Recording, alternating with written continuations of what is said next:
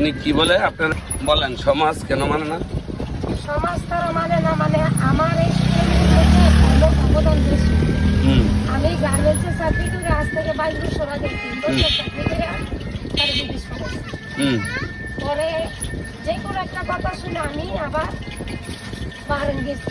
যাওয়ার পরে আমি 4 বছর থেকে যা পয়সা ইনকাম করছি তা সব তার হাতে দিয়েছি। এই পয়সা দিয়ে আর 2 ভাই নিয়েছি। নেওয়ার পরে মানে আমার ওই পয়সা ঘুরে ঘুরে তারা অনেক কিছু করছে, অনেক কিছু করে বাড়ি দিচ্ছে। এখন বোনেরা বিয়ে দিচ্ছে, বাড়ির মাঝে বইছে, তারপরে 2 ভাই নিচ্ছে, ভাইয়েরা কামাই করে অনেক কিছু করতেছে।